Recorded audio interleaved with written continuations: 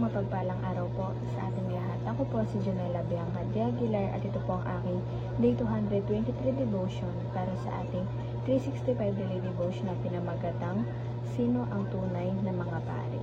At ang topic natin ngayon ay priest. Sabi po dito yung concept na priest. A priest in the Old Testament was a man appointed by God to offer sacrifices, prayers, and praises on behalf of the people. He acted as a mediator between a holy God and sinful humanity. This role pointed forward to Jesus Christ, the ultimate and final high priest, who offered himself as a perfect sacrifice once for all.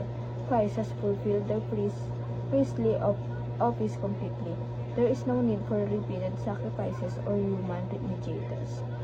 At ang Bible verse po natin matagpuan sa Hebrews chapter 4 verse 14, Jesus the great high priest. Therefore, since we have a great high priest who has ascended into the heaven, Jesus the Son of God, let us hold firmly to the faith we profess.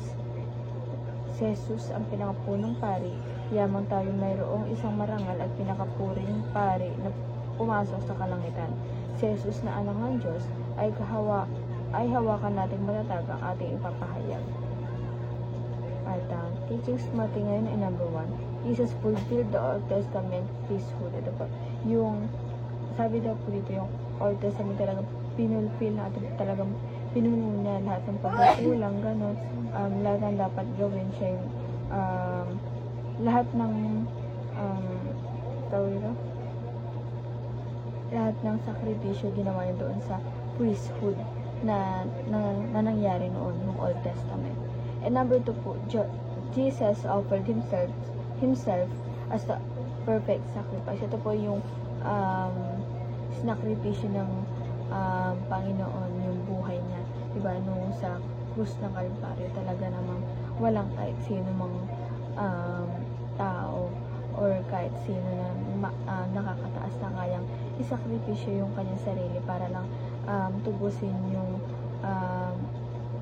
tayo para sa kasalanan na tayo yung bawa, pero siya yung siya yung nagtubos para sa atin, sinakripisyo niya yung kanyang sarili. And number 3 po, Jesus built the spiritual temple, His body. Ito po naman, ang ating si Jesus Christ, nag-build naman siya ng spiritual temple, which is yung katawan niya. Diba? Talagang yung katawan niya na punong-puno ng spiritual, diba? Kasi yun yung sinacrifice na rin yung katawan niya. Tapos ayun ang ginawa yung temple, which is yung spiritual. And application naman po para nito ma-apply sa ating buhay. Number 1, obey Christ as part of His royal priesthood. Ito po, kailangan daw po natin lagi nating kung gusto talaga din natin maligtas, talagang lagi tayong sumunod sa ating Panginoon, para kasi part to ng royal priesthood ng tinatawag, diba? Kasi diba, wala naman tayong ibang gawin kung gusto natin maligtas, syempre ay sumunod at hindi lang puro salita, kailangan may gawa tayo sa pagpupuri at pagsasamba sa ating Panginoon.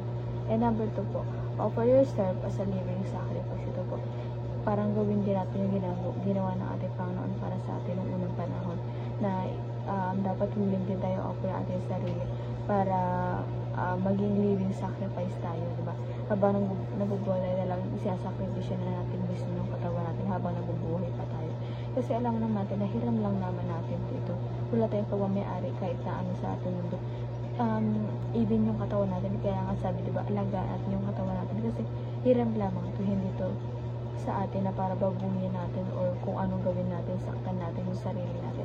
Kaya dapat inaalagaan natin ito kasi alam yung sarili na Diyos ang may-ari nito. And lastly po, observe holiness, for you are the temple of God. Ito po, yung temple talaga natin po na sa atin. Simula nung umakit siya sa langit. Diba? Yung templo natin po, nasa puso natin. Talaga yung Holy Spirit, iniwan niya dito. At nananahan yun sa puso natin. Talagang, kasi diba, ang una titignan talaga natin yung puso natin, kung nandyan pa ba siya sa puso natin, kung siya pa rin napupurihan natin, ganun po. Kaya kailangan na-observe po natin yung puso natin. Pag-pray natin na ilinisin ito ng ating Panginoon kung may bagay man na hindi kaaya-aya para sa Kanya. And yun lang po ang aking devotion ngayong araw. Sana po matutunan kayo at huwag po natin itong kalimutan na isa sa ating mga mahal sa buhay, and God bless po sa atin.